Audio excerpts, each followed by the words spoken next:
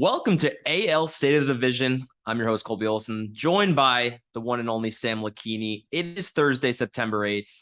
Season's winding down. We got some stuff to cover here. This is going to be a fun episode, Sam. We got Rays, Jays. They're right on the heels of the Yankees. Then we're going to run down Tristan Casas being called up by the Red Sox. Then we got the Orioles. This was everybody's favorite team, but now they're kind of tailing off. So we'll cover that a little bit. And then we're going to sprinkle a little bit on the Judge and Ohtani AL MVP race. My guy Sam over here just wrote up a beautiful article on justbaseball.com covering the whole Judge and Ohtani MVP race, how that, the history of the MVP race. And I'm excited to talk about it. So Sam, let's get right into it.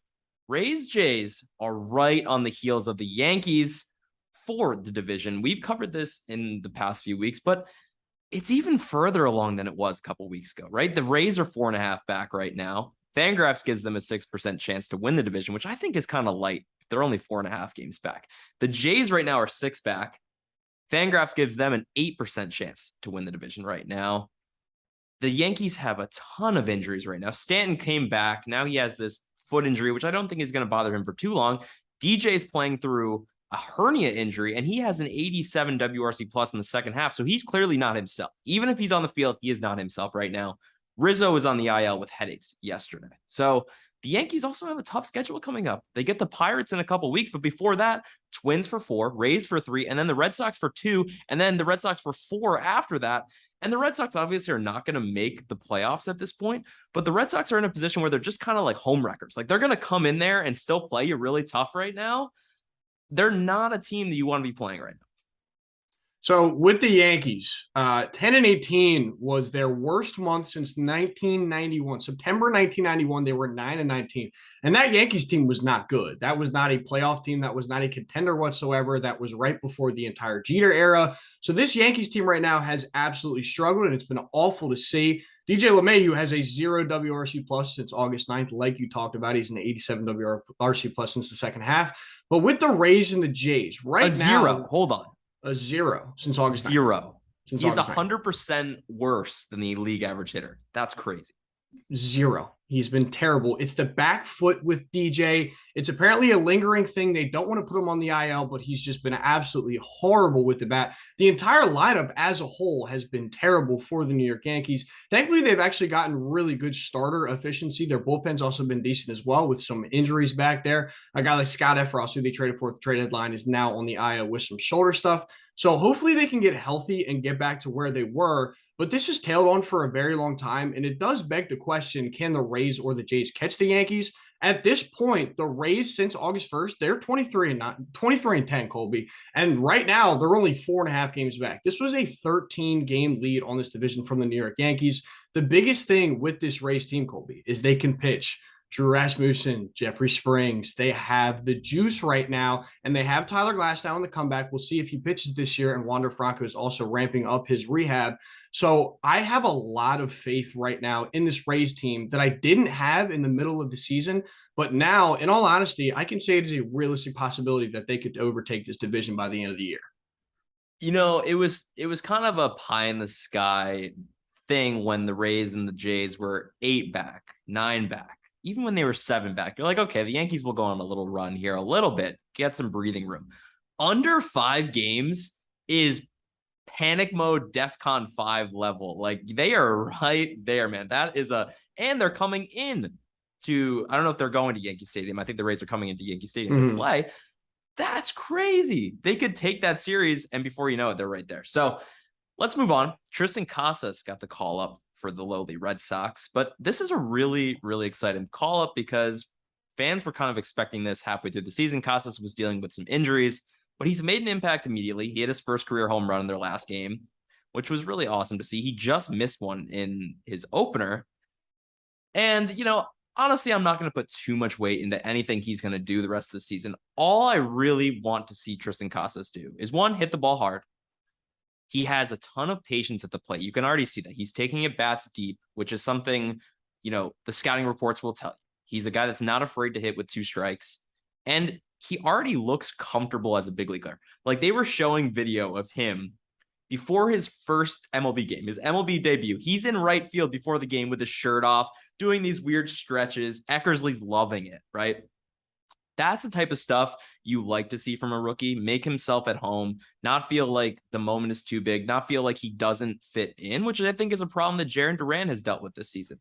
He's clearly not fit in. He's clearly not been playing well, which, only leads to worse things and making him not feel like he fits in. But I think Casas feels like he's ready for the big leagues, which is great to see. So that's my little tidbit on Casas. We'll move on to the Orioles tailing off because this was everybody's favorite team here. The Cinderella story coming from behind. This was a 5th place team, and all of a sudden now they're kind of in the race. They're still a 4th place team, but in the AL East, that means a heck of a lot. So the Orioles are now 3.5 back of the Blue Jays for the 3rd wild card spot. They played 500 baseball over the last week, and yet they haven't made up any room because the Rays and the Jays have just been playing so well. Even the Mariners as well.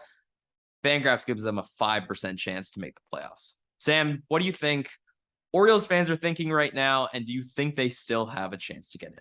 I don't think they have a chance the rest of the way just because they have the second hardest schedule remaining in the entire league. They have Houston on tap. They have Boston on tap. They have the Yankees on tap. They have the Blue Jays on tap. So I don't think that they have a chance to make the playoffs at this point. They were a great story for a very long time. Again, they're a super young team that still has to look at a free agent class next season. Gunnar Henderson just came up, and he's been amazing for them so far. But the 3.5 games back right now with the Bo Bichette absolute lasers of home runs that we've seen over the past couple of days against the Baltimore Orioles, I do not think that this team has the juice to be able to kick it on.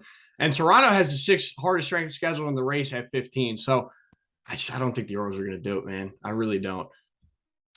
Yeah, I don't think they're going to do either, but I don't think it really matters because I think Orioles fans are still freaking amped about this. Gunnar Henderson's come up and played really well, right? He has he's hitting 290 so far. He has a bomb. He has a steal. He's played really good defense. He's shown Orioles fans that he's ready for the bigs. Adley Rutschman has obviously been playing like the best catcher in baseball. This Orioles team next year, and we've talked about it a bunch, but this Orioles team next year and beyond is really exciting, not only because of the young talent that they have, but because of their cap flexibility, not cap, but they have a ton of money to go and spend next year and into 2024. It's really, really going to be crazy in this AL East. Like the Red Sox might feel the good team next year and finish 5th. I could easily see that happen. So kind of crazy. Sam, let's move on. I want to talk about Judge and Ohtani because this race has really heated up the last week. And the amazing thing about that is that Aaron Judge in his last 13 games has hit 8 home runs. He has 54 on the season, but he's hit 8 home runs in his last 13 games. So he's been at his best over the last 2 weeks. And yet now we're just now talking like, oh yeah, Shohei Ohtani's right there with it. I personally don't think that this is Shohei Ohtani's award now or even will be, even if he gets close to where Judge is. By WAR, Judge has 8.4 B WAR. Ohtani has 7.9 B WAR, right? So even in a WAR level, they're apart. But how do you argue with a guy possibly breaking the AL home run record? So the biggest thing that I look at with Ohtani and why this race has gotten as contested as it has over the past month is Shohei's August was like insane. Like Shohei had 10 bombs. He had a 192 WRC plus during the month of August, and he shoved on the mound. He had like a 1.87 ERA for the Angels. And if you look at the Angels statistics right now, Peter literally just posted a TikTok about it yesterday. He leads them in every single statistic category. Everything. Pitching, hitting, everything belongs to Shohei Ohtani. And mind you, this is a team that fields Mike Trout on a day-to-day basis. This is the team that has Mike Trout in center field, and Shohei Ohtani dominates that stat leaderboard. But it's Shohei's August that has really kicked this on. But another stat that I dove into that article is win probability added. Judge has a 6.27 win probability added on the year. Shohei's is only at a 4.22. So like you said, it's very hard to argue with a guy that has the home run record. I won't dive into it as much as I have over the past couple of days, but I just think this is Judge's award right now. It's going to be tight because we all know how great Shohei Ohtani is. On a base level, Shohei Ohtani is the most valuable player in baseball because of what he can do with his bat and what he can do on the mound on any given night. But this year, I think it's Aaron Judge. Yeah, Aaron Judge has put up more value than Shohei Ohtani this year, and that's pretty clear. Obviously, it's close. And for those listening that might not know why win probability matters for an MVP debate, it basically shows, do you do good things in big moments, right? And that's not always Shohei Ohtani's fault because the Angels are either down by 8 runs or maybe they're up by a lot, whatever it may be, right? He's not in high leverage spots as much as he could be if he was on the Yankees or a better team. But hey, that's just the way baseball is, right? Aaron Judge is on a better team. And right now, he is deserving by value, deserving by narrative. He is also doing something we have never seen before, or at least have not seen in a very, very long time. All right, that's going to do it. AL State of the Division, AL East State of the Division, Thursday, September 8th. Guys, we'll catch you next week. Cheers.